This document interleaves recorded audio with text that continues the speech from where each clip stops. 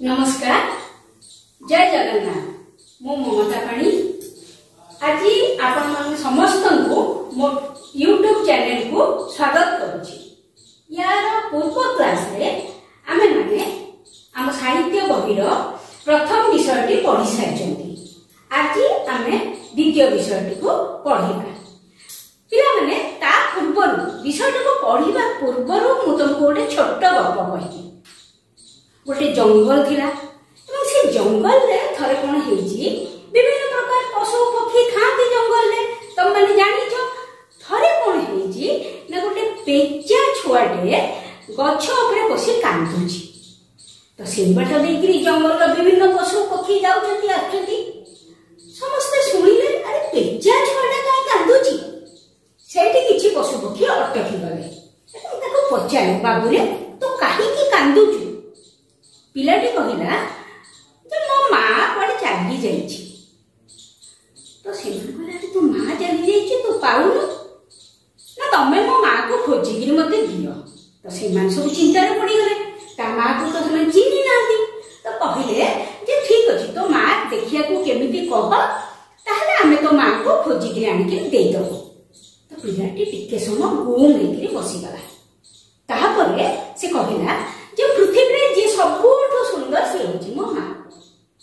पिला माने तमे पेचा देखिथिबो। सत्य सतिका पेचा न देखिथिले भी चित्र रे पेचा देखिथिबो। आ तमे भलो किरि जानि छ गोटे पेचा केते सुंदर। किंतु एठी गल्पकार कहिया को चाहुचंती जे बाहर सौंदर्य किछि नुह, भीतर सौंदर्य ही सबुठो अधिक दरकार। आ गोटे पिला पानी ता मां होची आदर्श। से सबुठु सुंदर, से सबुठु गुणर, से सबुठु आकर्षणीय। तो गप तो पिला ये सरी गला। किंतु वर्तमान तुमको किछि चिंता करिवार खोराक मु जोगई देली। जे प्रकृत रे आमे आम अजाणत रे हो बा आम जानत रे हो आम मां को केते भलो पा। पिले एठी मां बा जननी केवल नुहे ता सहित आमे आमर जन्मभूमि की मध्य सेतिके भलो पा। आम मां जेमिति हमको पालन करथाय आम जन्मभूमि मध्य हमको सेमिति पालन करथाय। एठी गोटे कथा पिले मोर मने पडुची। आमे माने छुआ दिनरु गोटे श्लोकर गोटे लाइन सुनी आछंती। जननी जन्मभूमिश्च स्वर्गादपि गरीयसी। जननी जन्मभूमिश्च स्वर्गादपि गरीयसी। ए जो धाड़ीटी एटा संस्कृत रामायण गोटे श्लोकर गोटे धाड़ी। पिले आमे एई कथाटी आमे सुनिचंती, विभिन्न जगह रे कहिचंती, केबे केबे रचना खाता रे लेखिचंती। किंतु आमे केबे चिंता करि नाहंती जे या परपद बा पूर्वपद किछ अछि कि। पिले प्रकृत रे यार गोटे पूर्वपद अछि। गोटे श्लोक साधारणतः 4 धाड़ी बा 2 धाड़ी को लेकिरि हिताय। 2 पाद बा 4 पाद को लेकिरि हिताय। जते बेले एई श्लोकटी कहा पर लिखा आइछि ने जते बेले राम रावण युद्ध सरी गला, रावण युद्ध रे मरि गला। तो सेही रामचंद्र 14 वर्ष वनवास होइछथि। से सेही फेरी आसिया कथा काइना रावण को मारि दबा ताकर लक्ष्य थिला एवं सीता को उद्धार करबा लक्ष्य थिला। दीटा जरे पूर्ण हो गला। वर्तमान से ताकर जन्मभूमि अयोध्या को फेरी आसीबा कथा। किंतु सेठी ताकर सान भाई लक्ष्मण कहउजंती भाई आमे अयोध्या को जिबा पूर्वरु टिके ए स्वर्णमयी लंका को देखिबा जे की विलास बेसन रे पूरी रहिछि। सब प्रकार सुख सौंदर्य समृद्धि एठी भरपूर हेकी रहिछि। आमे टिके स्वर्णमय लंका को बुली के देखिबा ता परे जिबा अयोध्या। सेठी लक्ष्मण पर ए कथार उत्तर रे रामचंद्र कहउजंती अभी स्वर्णमयी लंका न मे लक्ष्मण रोचते। जननी जन्मभूमिश्च स्वर्गादपि गरीयसी।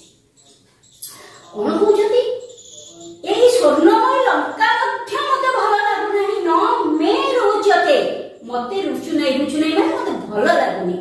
काहे कि एते विलास बेसन सुख समृद्धि ऐश्वर्य परिपूर्ण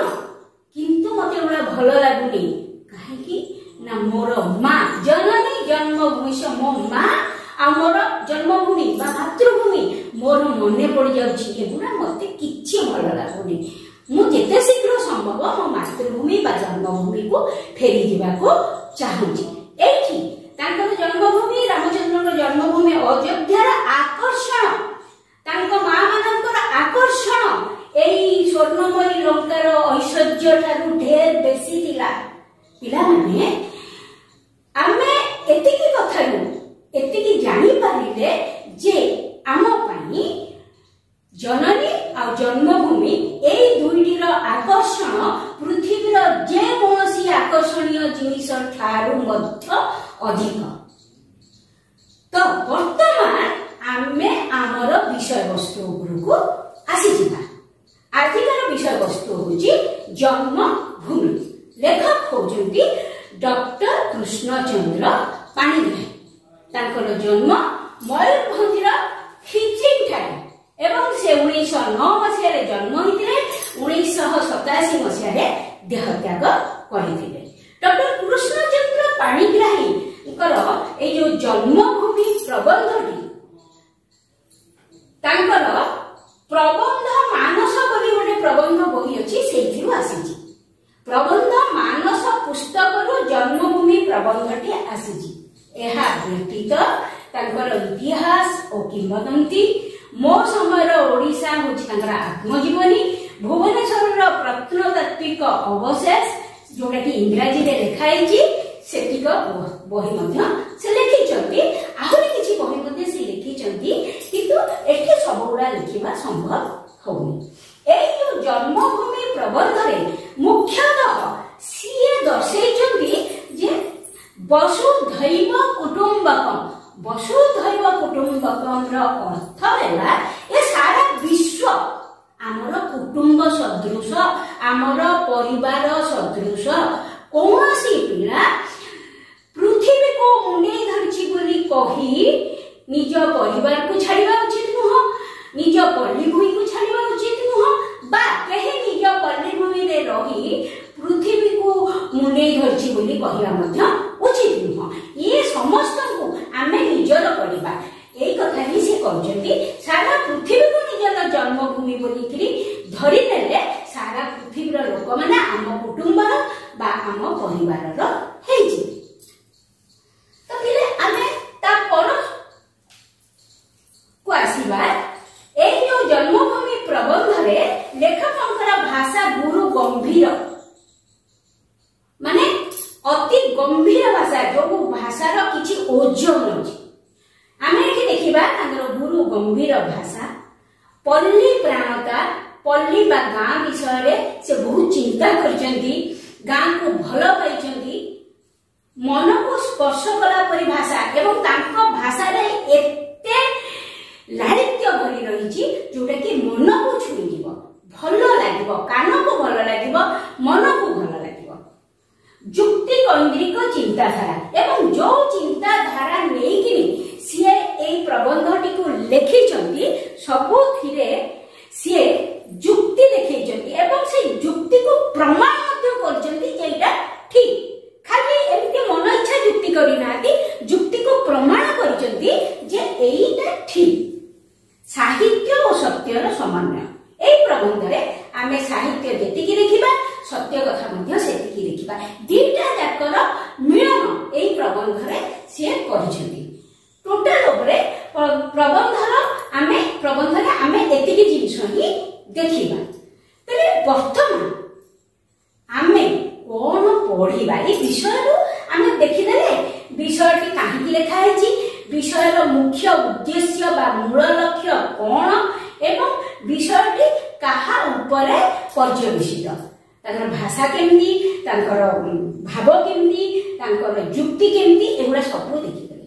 वर्तमान आमे देखिबा जे आमे ए विषय रे कोन कोन पढिबा। हमर ए जन्मभूमि विषय रे आमे कोन कोन पढिबा प्रथमे मु से संबंध रे तुमको किछि सूचना दोछि। जन्मभूमि विषय रे आमे प्रथमे जन्मभूमि काहाको कहिबा से बाबत पढिबा। लेखक हमको अनेक गुडी जिंस ए जन्मभूमि प्रबंध रे कहिचंती। सेगुड़िक है आम जन्मभूमि प्रत्येक क्या कहवा कौटा आम जन्मभूमि। द्वितीय कथा जन्म माटी पिला दिन अनुभूति यही जन्मभूमि प्रबंध लेखक जन्मभूमि पिला दिन अनुभूति पढ़ा। तृतीय जन्म माटी सहित लेखक वर्तमान की संपर्क पिला दिन तो से थिले किंतु वर्तमान संपर्क विषय आमे एथिरु सूचना पाइबा।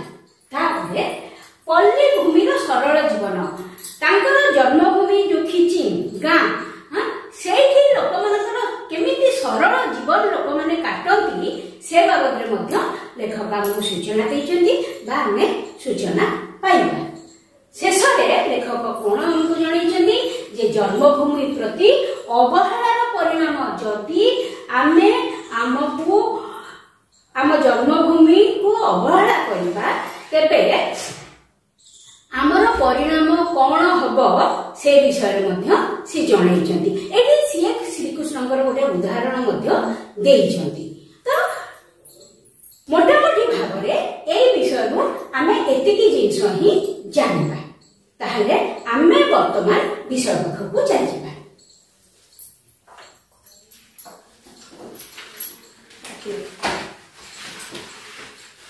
स्पेस असता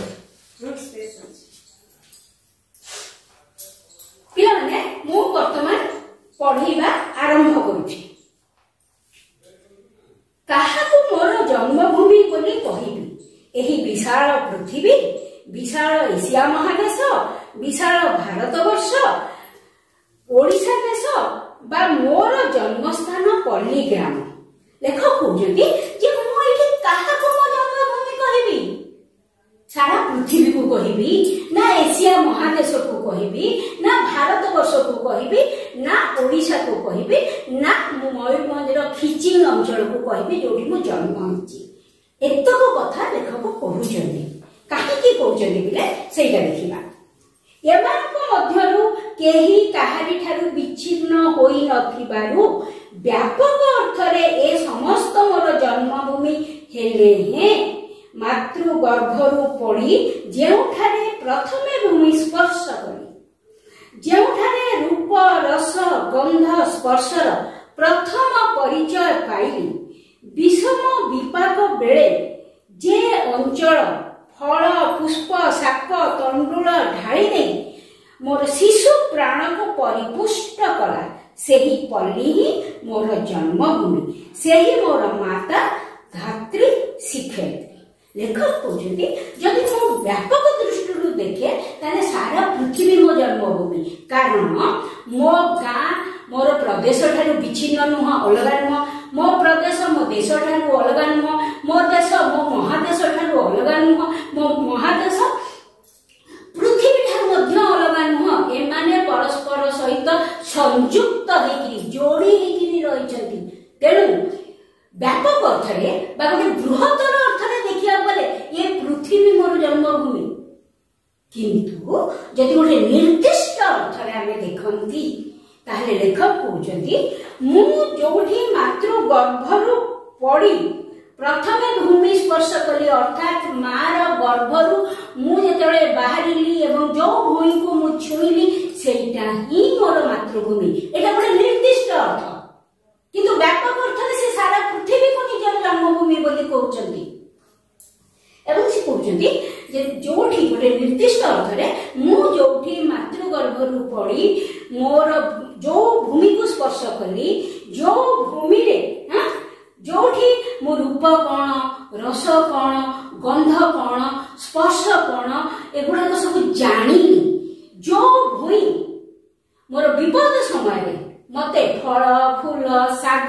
भात देकी मोर ए शरीर को परिपुष्ट कला। पिले देख एठी परिपुष्ट शब्दर अर्थ अछि कि नहीं तो मु जानिनी मने पडुनी तथापि विषम विपाक माने विपद बा विपर्य बोली कि मु लेखिछि परिपुष्ट कला मते हृष्ट पुष्ट कला मोर समस्त आवश्यकता को मो शरीरर समस्त आवश्यकता को जो भूमि पूर्ण कला जी मते जन्म जोठी मु जन्म हेली जो जागा मते बा जो भूई मते लालन पालन कला धात्री धात्री माने जी पालन करे लालन पालन करे सी हूँ धात्री एवं मोर शिक्षयित्री जो भूई हूँ मोर शिक्षयित्री ताकि अनेक किसी शिखिनी मोर जानतरे हो बा मोर अजाणतरे हो मो जन्मभूमि रु मु अनेक किसी शिखिची तेणु प्रकृत क्षेत्र में कहले बोले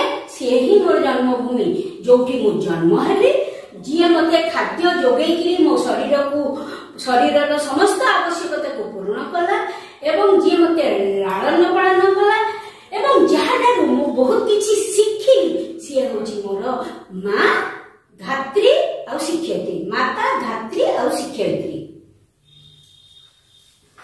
इले बुझिए ना दिगो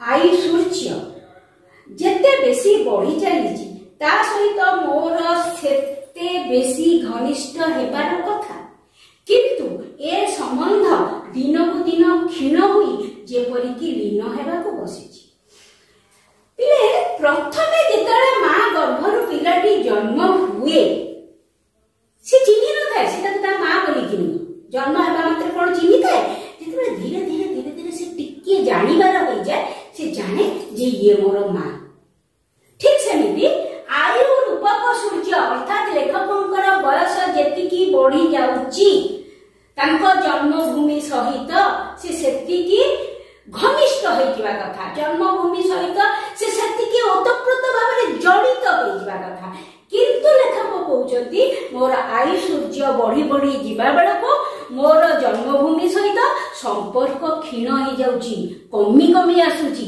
एवं शेषरे लीन हो जाइछि लुप्त हो जाइछि अदृश्य हो जाइछि जन्मभूमि सहित तांकर कौनसी संपर्क ही नाही किंतु साधारण भाबरे गोटे पिलार जन्म परे परे ता मां को से जेति कि चिन्हि थाए जेते जेते बयस बढ़ी बढ़ी जाउथबो ना ता मां रो सेति गुण ताको आकर्षित करथबो मां सहित से सेति कि अटैच हो जाउथबो घनिष्ठ हो जाउथबो एठी लेखक कहउछन्ती जन्मभूमि सहित मोर सेति कि घनिष्ठ हे जिबा कथा मोर बयस बढ़िबा संगे संगे मो जन्मभूमि को सेति कि भलो पाइबा कथा किंतु ताहा हेइनी जन्मभूमि सहित मो संपर्क धीरे धीरे धीरे धीरे क्षीण हो जाउची दुर्बल हो जाउची कमी जाउची एवं शेषरे लीन हो जाइची बा लुप्त हो जाइची बा हजी जाइची एतिक बिले बुझियाला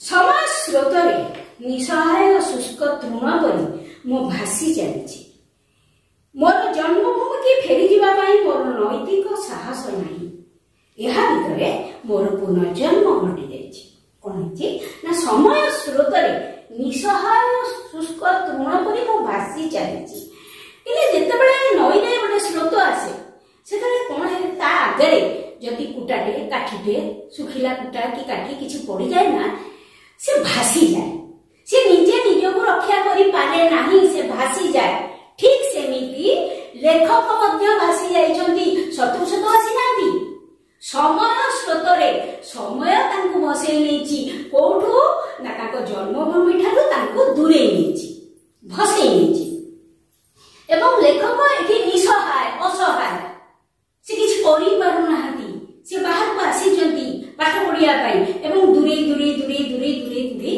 से जाउछन्ती तांकर हातरे किछि भी नाही से अटके पारु नाहांती समयर स्रोत को से अटके दे पारु नाहांती बा निजे अटकी जाई पारु नाहांती सेही स्रोतरे से भासी चली जंती मोर जन्मभूमि को फेरी दिबा पई मोर नैतिक साहस नाही वर्तमान लेखक जोठी अछंती बा जो अवस्था रे अछंती ताको जन्मभूमि को फेरी जीवा पई तांकर कोनोसी साहस नाही आज ए भितरे मोर पुनर्जन्म घटी जाइछि आज मु तार रूप को जाति स्मरण करी खाली स्मरण करे अच्छा या भितरे लेखकंकर पुनर्जन्म घटी जाइछि सतु सत कोन से पुनर्जन्म हो गले ना तांकर मानसिक और शारीरिक परिवर्तन होईची विशेष करी मानसिक परिवर्तन तो अधिक होईची ଯେତେବେଳେ ସେ ପାଠ ପଢିବାକୁ ବାହାରକୁ ଆସିଛନ୍ତି, ବାହାରର ଆବାସକୁ ଦେଖିଛନ୍ତି, ସାଙ୍ଗମାନଙ୍କ ସହିତ ମିଶିଛନ୍ତି, ଏଇ ସବୁ ହବା ଫଳରେ ତାଙ୍କ ଭିତରେ ଗୋଟେ ପରିବର୍ତ୍ତନ ହେଇଛି, ତାଙ୍କ ପ୍ରକୃତିରେ ପରିବର୍ତ୍ତନ ହେଇଛି। ଏମିତି ତ ବୟସ ବଢିବା ସଙ୍ଗେ ସଙ୍ଗେ ଶାରୀରିକ ପରିବର୍ତ୍ତନ ହେବା ସ୍ୱାଭାବିକ, କିନ୍ତୁ ଏଇ ଜାଗାରେ କଣ ହେଇଛି, ମାନସିକ ପରିବର୍ତ୍ତନ ମଧ୍ୟ ହେଇଛି। ସିଏ ବର୍ତ୍ତମାନ କଣ କରୁଛନ୍ତି, ଲାଗୁଛି ଯେମିତି ତାଙ୍କର ଗୋଟେ ଆଉ ଗୋଟେ ଜନ୍ମ ହେଇଯାଇଛି। ସେଇ ଗାଁକୁ ସେ ଭୁଲି ଯାଇଛନ୍ତି, ସେଇ ଗାଁର ବାଲି ଖେଳ, ଧୂଳି ମାଟିରେ ଖେଳିବା, ଗଛ ଚଢିବା, ନଈ ପହଁରିବା, ଏ ସମସ୍ତ ଜିନିଷକୁ ସେ ଭୁଲି ଯାଇଛନ୍ତି। ତାଙ୍କ ଭିତରେ ଆଉ ଗୋଟେ ପରିବର୍ତ୍ତନ ହେଇଯାଇଛି। ସେଇ ପରିବର୍ତ୍ତନକୁ ସେ ପୁନର୍ଜନ୍ମ ବୋଲି କହୁଛନ୍ତି, ଯେ ଯେମିତି ଗୋଟେ ନୂଆ ଜନ୍ମ ସେ ପାଇଛନ୍ତି। ଆଜି ମୁଁ ତାର ରୂପକୁ ଜାତି ସ୍ମର କରି ଖାଲି ସ୍ମରଣ କରେ। ପିଲାମାନେ ଜାତି ସ୍ମର ଶବ୍ଦଟିର ଅର୍ଥ ତମ ବହିରେ ବି ଦେଇଛି, ମୁଁ କହିଦଉଛି। ଯିଏ ବା ଯେଉଁ ବ୍ୟକ୍ତି ପୂର୍ବ ଜନ୍ମର କଥାକୁ ସ୍ମରଣ କରେ, ୟା ପୂର୍ବ ଲାଇନରେ ସେ କହିଲେ ଯେ ତାଙ୍କର ପୁନର୍ଜନ୍ମ ହେଇଯାଇଛି। ଯଦି ପୁନର୍ଜନ୍ମ ହେଇଛି, ପୂର୍ବ ଜନ୍ମର କଥାକୁ ସେ ମନେ ପକାଉଛନ୍ତି। ଯୋଉ ତାଙ୍କର ଗାଁର ବାଲି ଖେଳ, ଧୂଳି ଖେଳ, ଗଛ ଛଡା, ଏଇଗୁଡା ସବୁ ସେ ମନେ ପକାଉଛନ୍ତି। ତାଙ୍କ ଗାଁର ସୌନ୍ଦର୍ଯ୍ୟ ମଧ୍ୟ ସିଏ ମନେ ପକାଉଛନ୍ତି। କେମିତିଆ ତାଙ୍କ ଗାଁ? ରାଶି ରାଶି ଶାଳ ତରୁ ମଧ୍ୟରେ ତଟିନୀ ବେଷ୍ଟିତ ଭଞ୍ଜ କୀର୍ତ୍ତି କିରୀଟିନୀ ମୋର ଜନ୍ମଭୂମି ମୋ ଆଖି ଆଗରେ ଭାସିଯାଏ। କିନ୍ତୁ ତାର କୋଳକୁ ଫେରିଯିବା ପାଇଁ ମୋର ସାହସ ହୁଏ ନାହିଁ। କଣ ହେଇଛି ନା, ରାଶି ରାଶି ଶାଳ ତରୁ, ଶାଳ ତରୁ ମାନେ ଗଛ, ଗଛର ଗୋଟେ ପ୍ରତିଶବ୍ଦ ହଉଛି ତରୁ।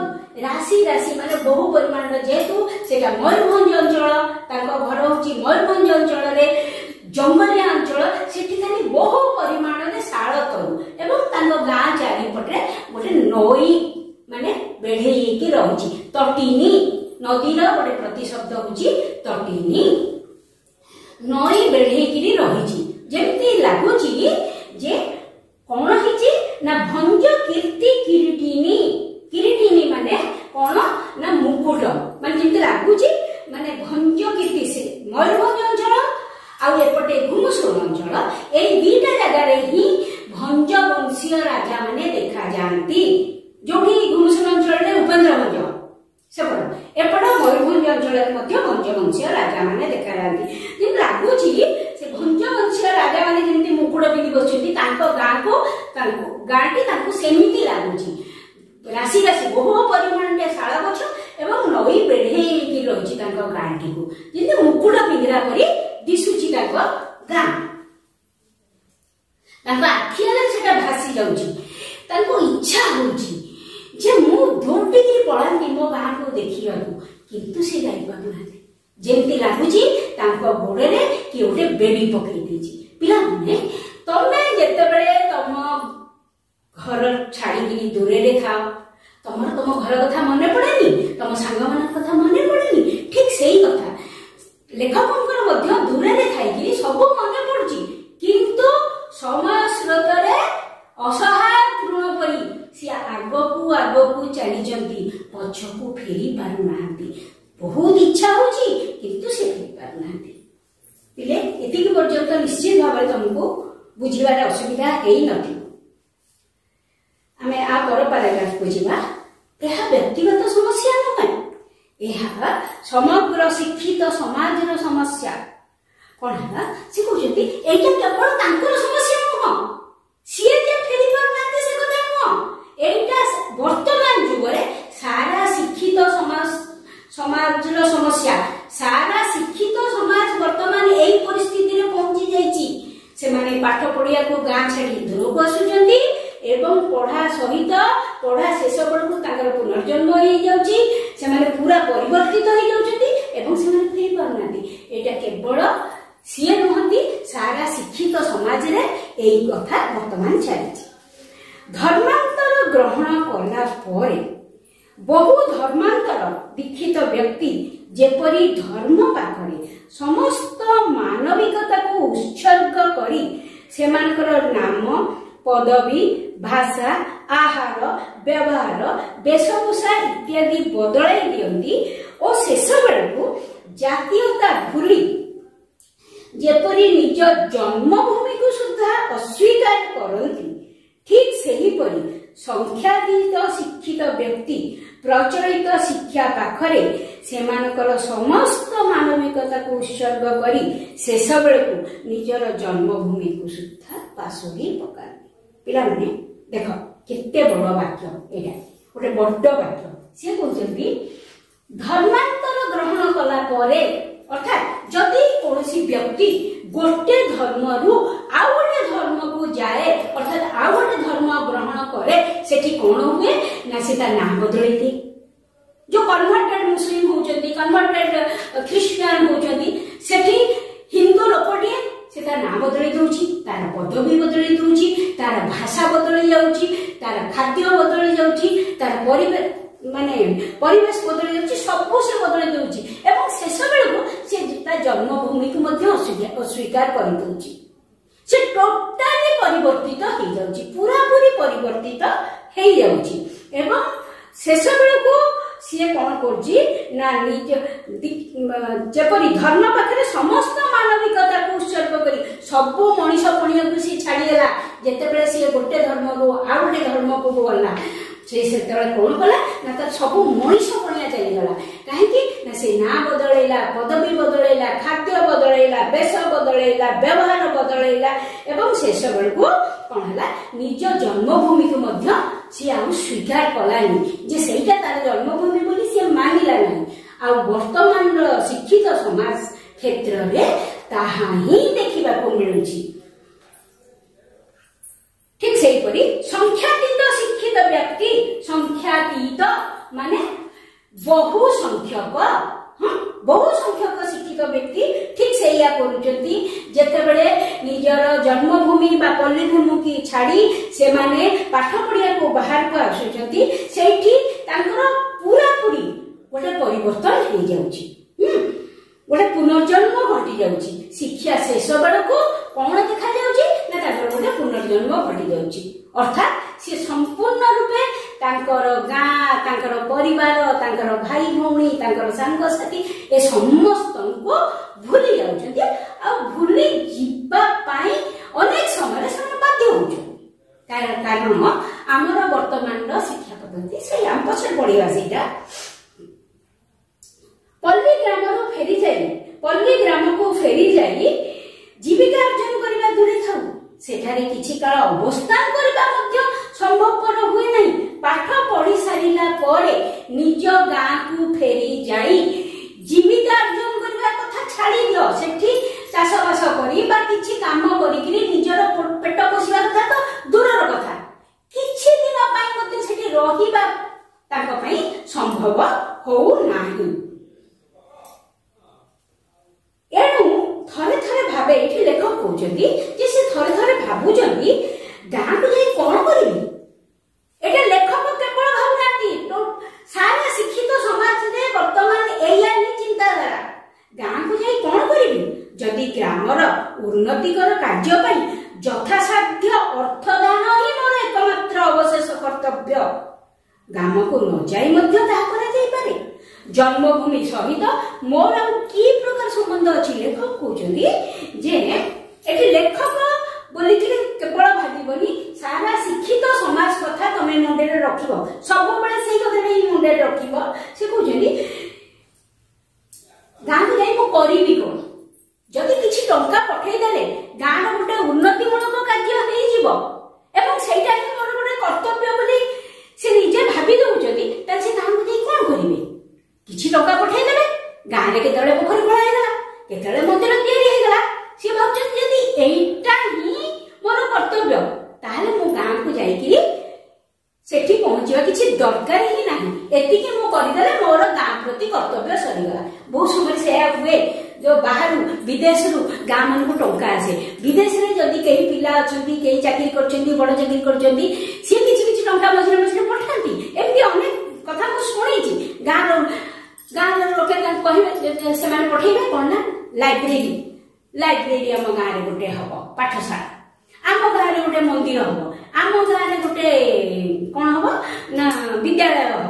ସେଥିପାଇଁ ସେମାନେ ଟଙ୍କା ପଠେଇ ଦିଅନ୍ତି ଏବଂ ସେଠି ସେମାନେ ବସି ଭାବନ୍ତି ଯେ ଆମେ ବହୁତ କିଛି ଗାଁ ପାଇଁ କରିଦେଲୁ, ତେଣୁ ଆମର ଗାଁରେ ପହଞ୍ଚିବା ନିହାତି ଜରୁରୀ ନୁହଁ ବୋଲିକିରି ଏଇଟା ଲେଖକ କେବଳ ଭାବୁନାହାନ୍ତି, ଏଇଟା ସାରା ଶିକ୍ଷିତ ସମାଜ ଭାବୁଛି। ତ ଏତିକି ଯାଏ ନିଶ୍ଚିତ ଭାବରେ ତମେ ମାନେ ବୁଝି ସାରି